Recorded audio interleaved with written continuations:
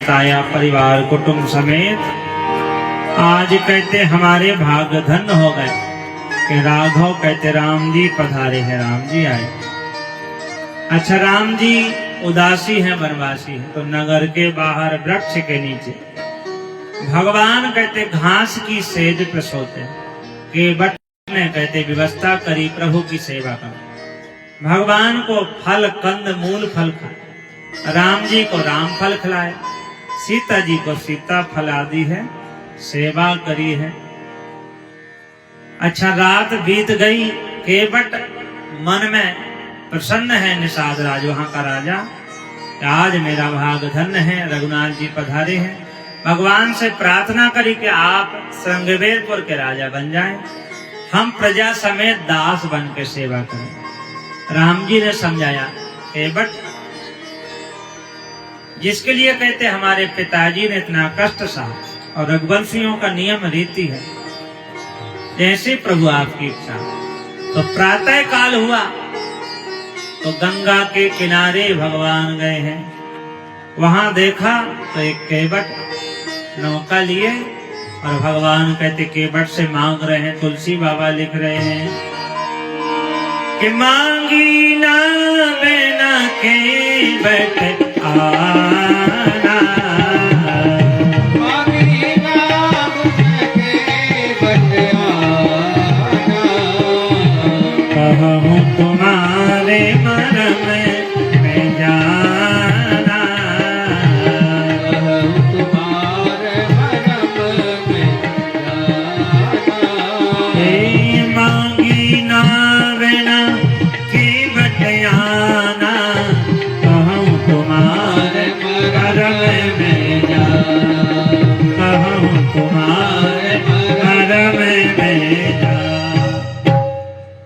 अच्छा, राम जी अखंड ब्रह्मांडों के स्वामी है भगवान, राम जी अखंड ब्रह्मांडों के स्वामी है भगवान।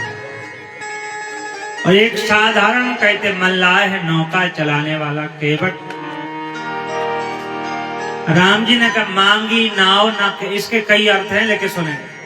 बोले मांगी नाव ना, ना इधर करो तो अर्थ मांगी नाव ना केवट आना, केवट भैया आप आ जाओ।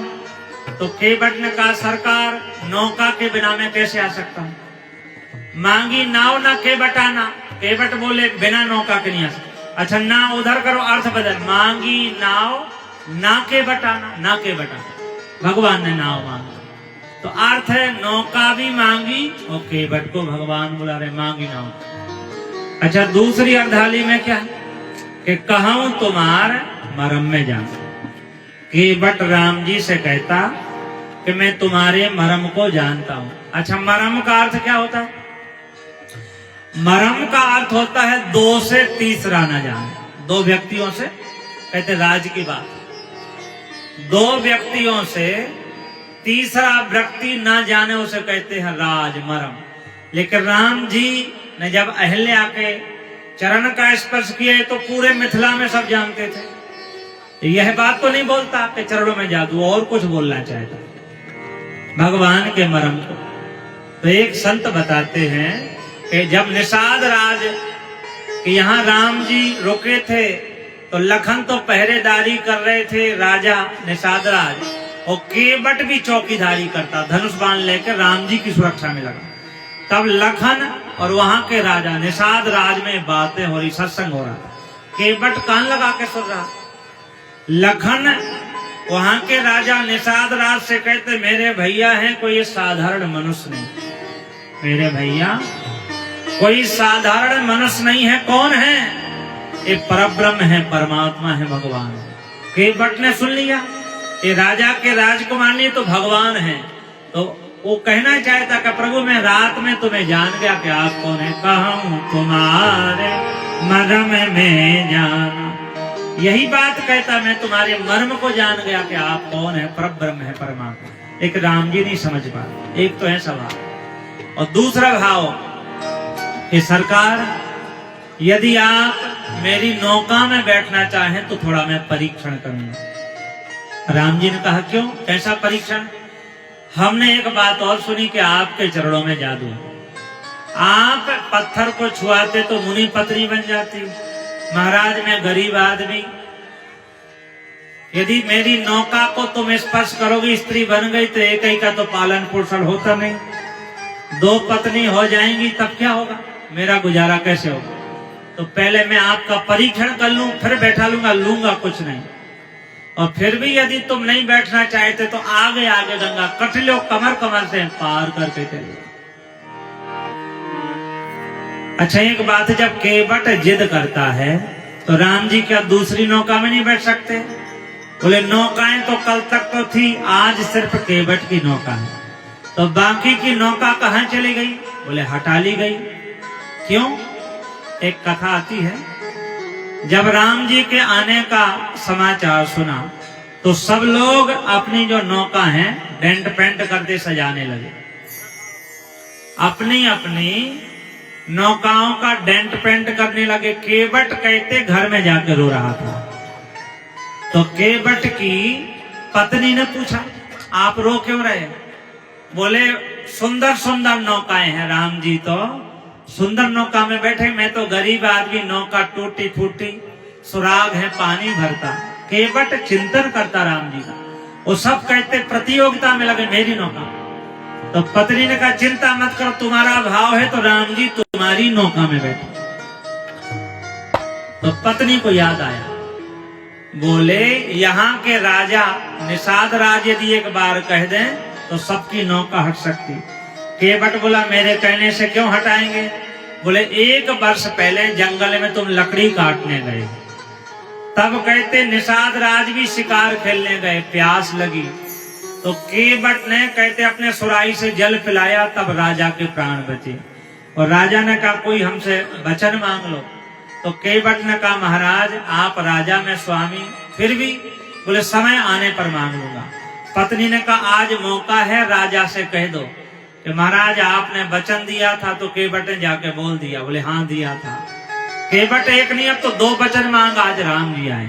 बोले महाराज आप राजा हैं, आपकी आज्ञा कोई टाल नहीं सकता। मेरी इच्छा है कल सुबह गंगा किनारे सिर्फ मेरी नौका रहे, सबकी नौका हटा ली जाए। तो राम जी दूसरी नौका में नहीं जा सकते, केवट जानता मेरी नौका है। कहूँ तुम्हारे मरम में जाना, मांगी ना बिना केवट आना।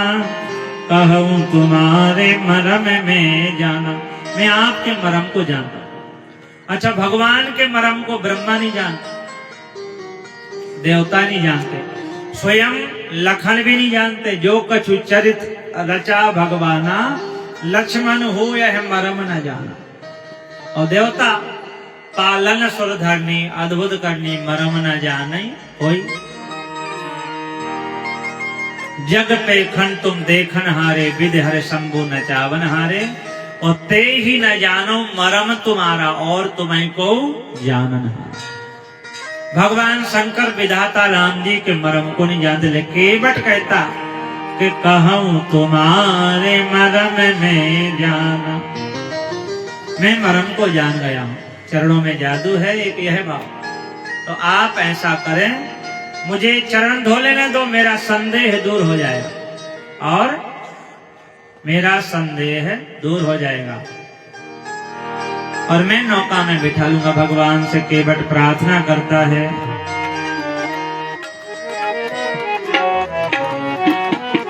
पहले चरण धो लेना। केवट प्रार्थना करता, रिक्वेस्ट कर रहा भगवान से कि पहले पग धोने दे, अरे पहले पग धोने दे, चाहे देर भले होने दे।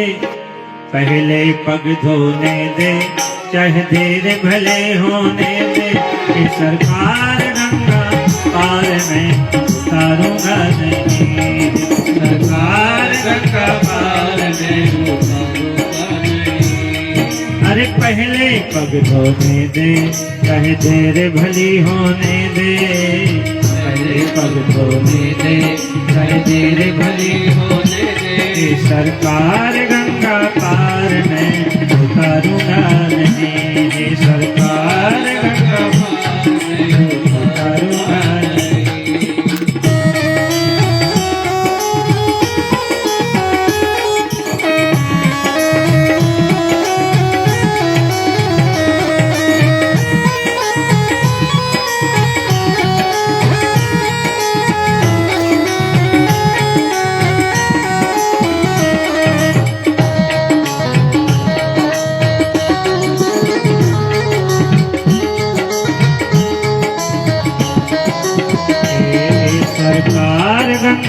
पार में उतारूंगा नहीं, हे सरकार गंगा पार में।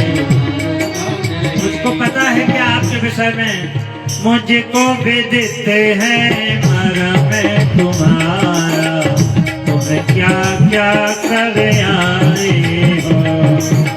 मुझको विदित है तुम्हारा क्या क्या कर आए हो। मुझको विदित है मर्म तुम्हारा, तुम क्या क्या कर आए हो।